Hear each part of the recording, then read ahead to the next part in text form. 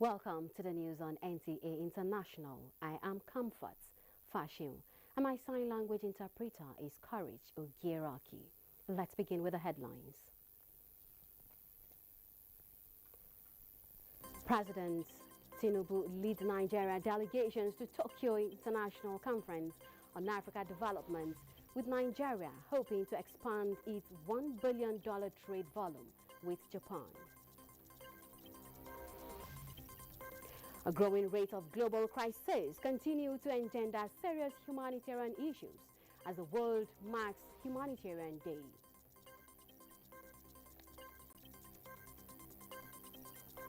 Plus, Ukrainian president confirms his willingness to meet directly with his Russian counterparts to end the war.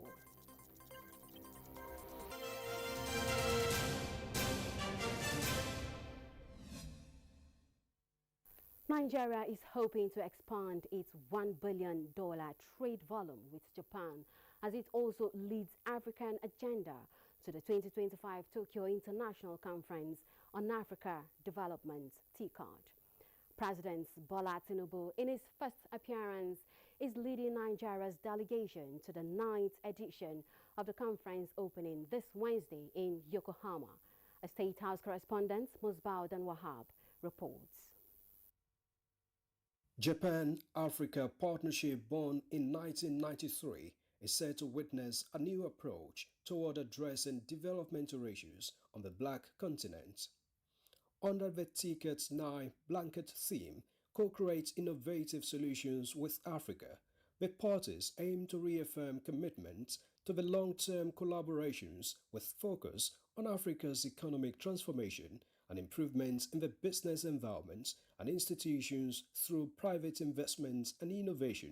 In the case of Nigeria, in the decades of bilaterals, Japan-Nigeria partnership has manifested in the agricultural and power sectors with trade volume at about $1 billion.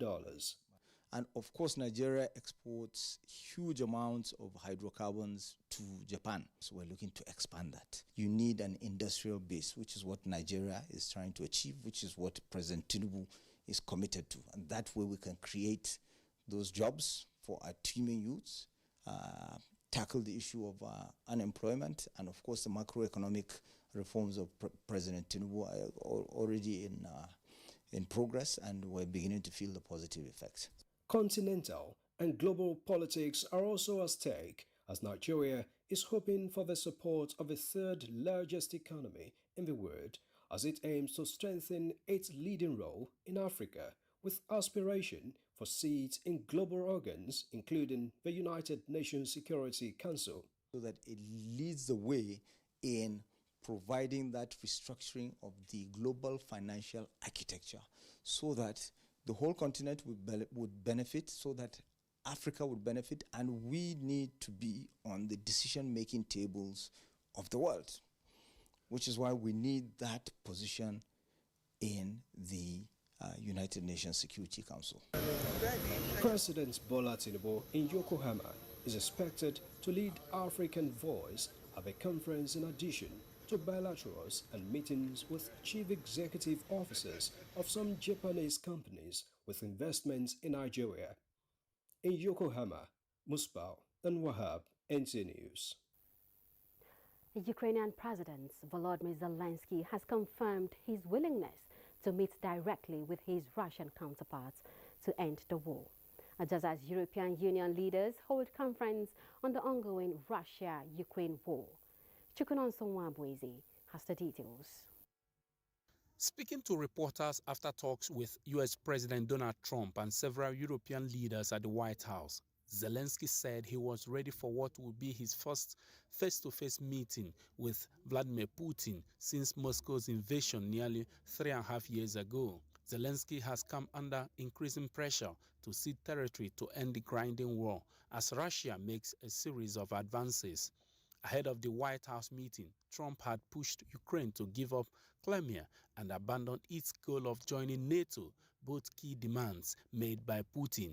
We are very happy with President that all the leaders are here, and the security in Ukraine depends on the United States and on you and on those leaders who are with us in our hearts. They have been online before yesterday. Rather than concessions from Ukraine, the summit focused on arranging security guarantees in the event of a peace deal. As a follow-up, we would need probably a quadrilateral meeting, because when we speak about security guarantees, we speak about the whole security of the European continent, and this is why we are all united here with Ukraine on this matter. Talking about the security not just of Ukraine, we're talking about the security of Europe and the United Kingdom as well, which is why this is such an important issue. The credibility of these efforts we are undertaking today are depending on at least a ceasefire from the beginning of the serious negotiations from next step on. Meanwhile, European Council President Antonio Costa on Tuesday hosted a video conference about Ukraine with the EU's 27 leaders. The meeting comes a day after Ukrainian President Volodymyr Zelensky and European leaders gathered in Washington for talks with U.S. President Donald Trump. Chukwunonsonwa Bweze, NTA News. Nigerian pharmacist turned security specialist and access control officer Walter Fason has won the 2025 Canadian Airports Council CAC National Recognition Award for outstanding performance. Haman Jabani reports that Fason won the award as a security specialist and access control officer of the security company. 200,000 people working directly at airports supporting passenger and cargo operations, and 150 million passengers expected to travel through Canadian's airport in 2025.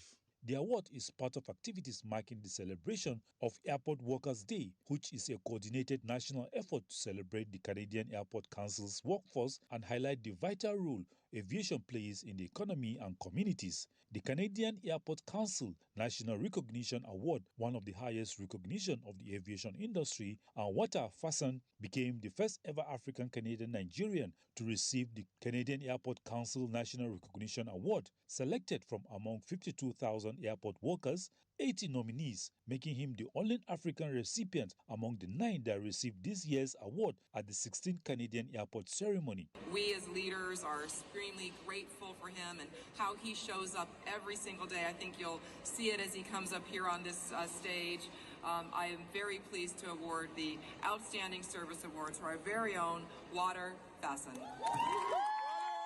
Walter said it was more than an award, as it is a moment of history for Nigeria, for Africa, and for every migrant whose story is still being written, a tribute to the hard work, dedication, and teamwork of every airport worker. Being the first person to receive CAC Canadian Airport Council Award in history. So it means it's a big recognition for Nigerian youth, perseverance, the ultimate six. Be who you are. You can get to any level you want in your life. Just be optimistic, and I wish the same thing happened to me. I believe our Nigerian youth can do the same thing anywhere they are. He is recognized for his strong customer service skills, particularly his role at Toronto Pearson International Airport, as his calm demeanor, approachability were noted for helping to prevent potential challenges. Hamad Jabani, NTA News. Mediator Qatar on Tuesday confirmed peace engagements between DR Congo and M23. And Spanish Prime Minister Pedro Sanchez warns hours ahead in the fight against wildfire ravaging the country despite temperatures dropping. Chukwunonsonwa Bweze reports.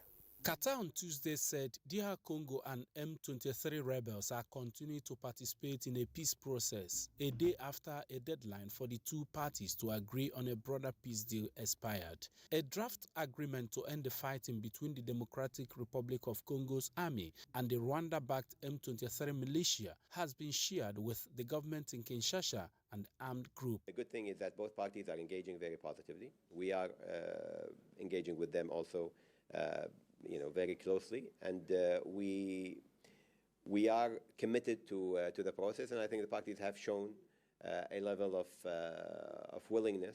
In another development, Spanish Prime Minister Pedro Sanchez on Tuesday warned that difficult hours remain in the fight against wildfires that have ravaged a record area of land.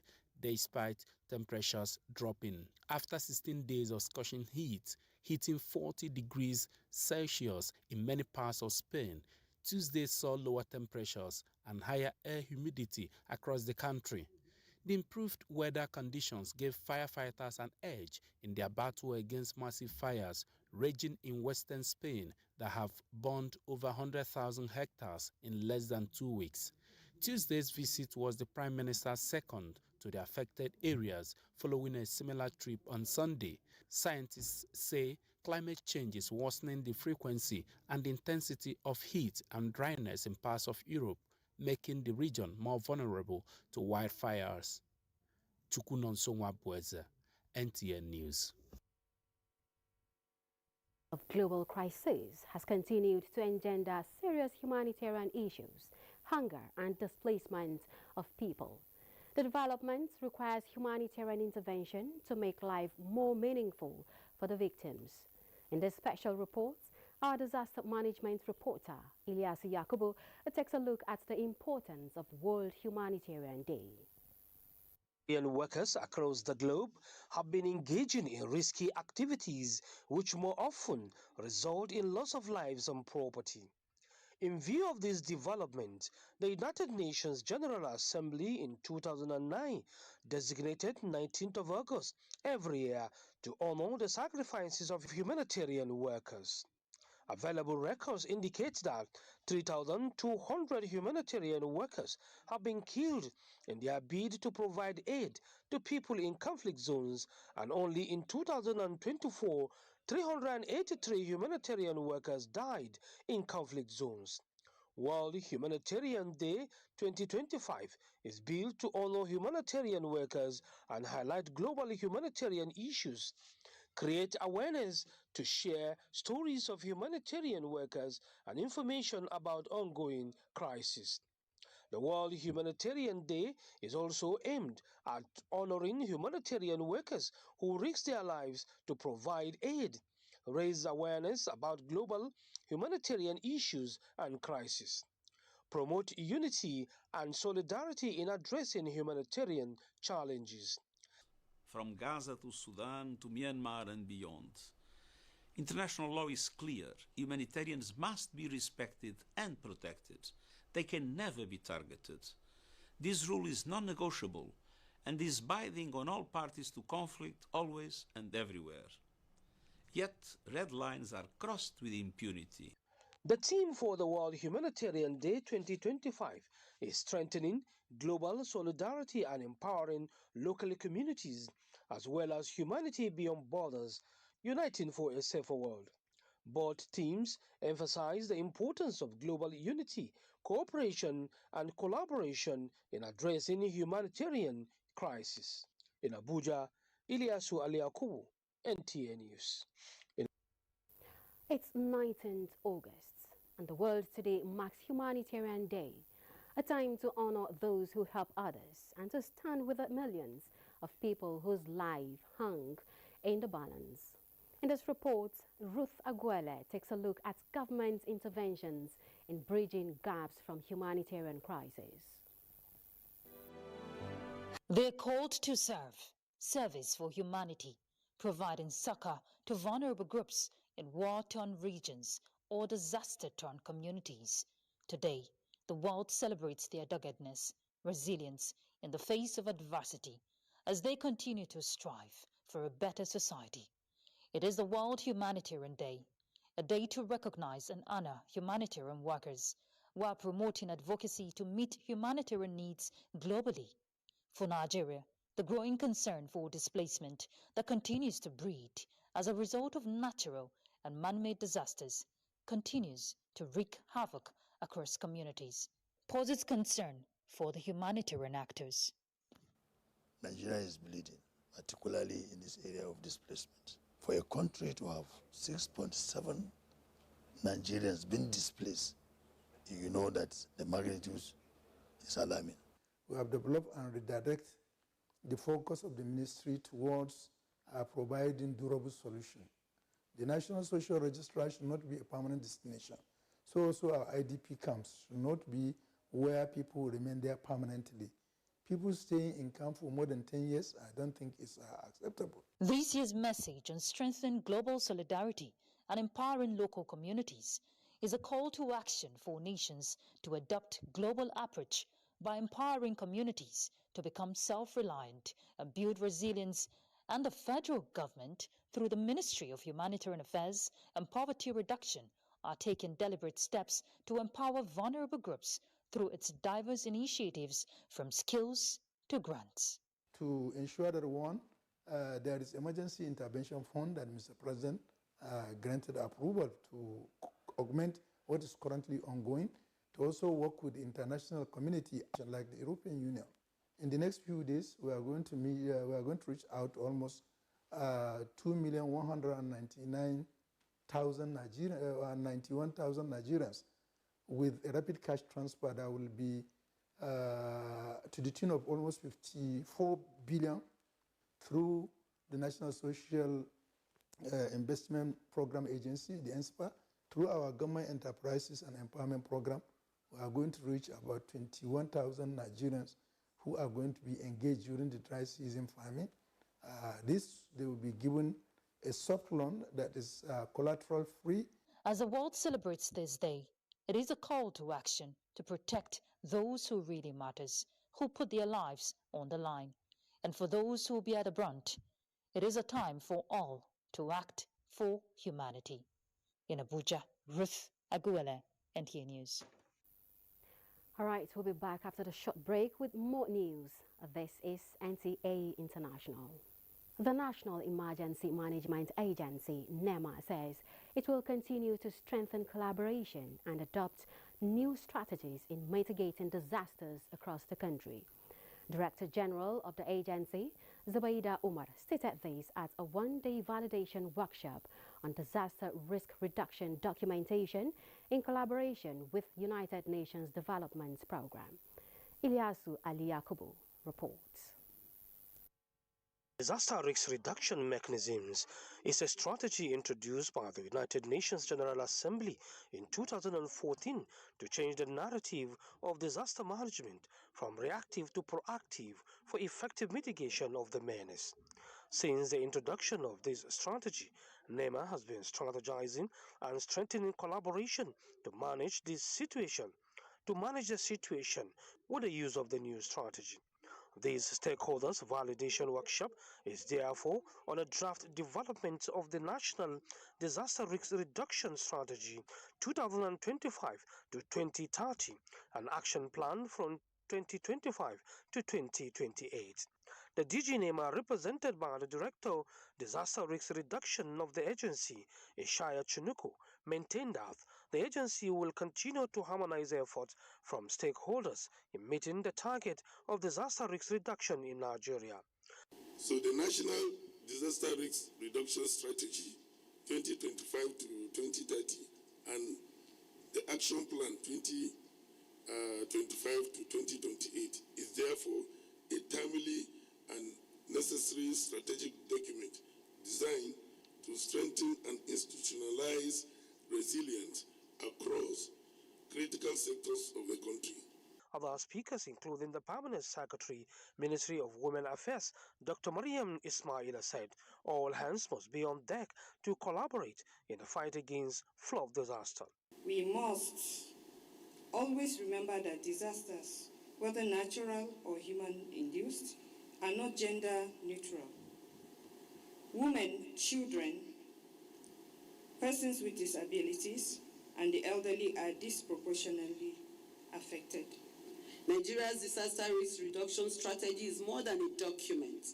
It is a blueprint for action. It will guide our efforts to reduce disaster risks, protect lives and livelihoods, and ensure no community is left behind.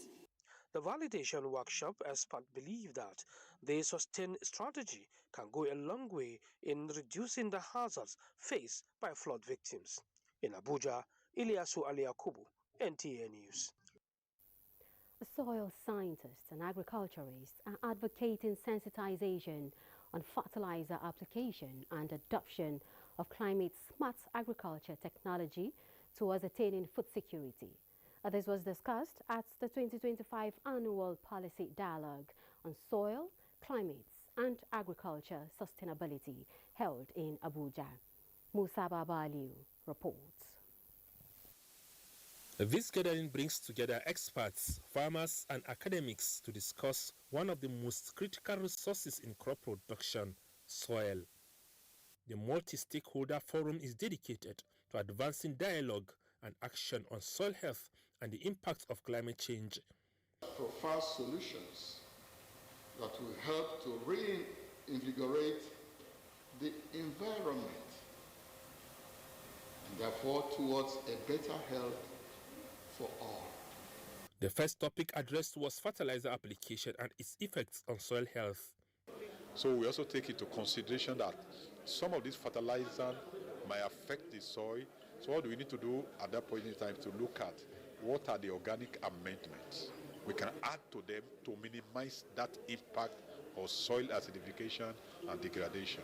Discussions also focused on climate-smart agriculture as a potential solution to global warming. The Minister of State for Agriculture and Food Security, Dr. Aliusabi Abdullahi, represented at the event, announced that a soil health policy has been drafted and will soon be made public. The annual policy dialogue on soil is expected to provide advisory guidance to the government and research institutions on effective soil management. Musa Baba Aliyu, NTA News. The need for stakeholders to collaborate and mobilize resources towards reducing housing deficits in Nigeria has been stressed. This was the thrust of presentation at the twin inauguration of the Federal Housing Authority Express View Estate and Site Office Complex at Lugbe. Francis Odojo has the details. In Nigeria, an estimated housing deficit of 28 million exists and is of concern to most Nigerians due to the challenges associated with owning a decent and affordable house. The FHA 50 units Express View Estate Phase 1, comprising terraces and flats, has now been inaugurated by the Minister of Housing, Ahmed Musa Dangiwa, who was represented by the Permanent Secretary of the Ministry. The gesture is seen as a drive toward the realization of President Tinubu's Renewed Hope Housing Delivery Plan to all categories of Nigerians. For me, this event is not just about cutting a ribbon. It's about showing Nigerians that progress is possible. It's also about reminding us all that the renewed hope agenda of His Excellency, President Bola Ahmed Tinubu, is real, and that true institutions like the FHA were bringing that vision to life. For the Managing Director and Chief Executive Officer of the FHA, Oyetunde Oladimeji Ojo, completing abandoned and all ongoing projects across the nation is a mandate that must be achieved with plan to deliver more housing units across the country. Construction, he said, has commenced in 17 states. Dwelling less on the challenges we met and focusing on the future, our management decided to adopt phased completion of the projects we inherited and getting Nigerians into the houses rather than waiting for when the entire projects will be completed. Also inaugurated is the FHA Site Office Complex, housing a shop mall and FHA Mortgage Bank. Francis Udojo, NT News. Winners of the August 16th by-elections will receive certificate of return Thursday and Friday this week. INEC National Commissioner for Information, Sam Olumekon, in a statement says National Assembly members-elect will be presented with the certificates in Abuja and State Assembly members-elect at INEC state offices. The statement further clarifies that winners of the two court-ordered State Assembly rerun elections in Kano and Enugu have been declared. However, the Commission will conclude the Kauranamoda South State constituency election of Zamfara State on Thursday, 21st of August 2025.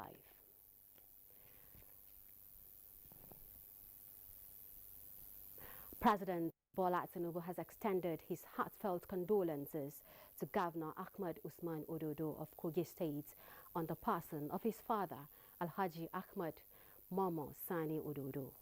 The president stressed that his thoughts and prayers are with the Ododo family, friends, and the people of Kogi State as they mourn the deceased. Alhaji Momo Sani died on Monday after the 2 p.m. Muslim prayers at 83. President Tinubu describes the deceased as a respected community leader whose legacy is evident in the accomplishments of the children he nurtured. He prays for the peaceful repose of the soul of the departed and God's comforts for the bereaved family, friends, and associates. Before we go, let's take a look at Wednesday's weather forecast in Nigeria and other parts of the world.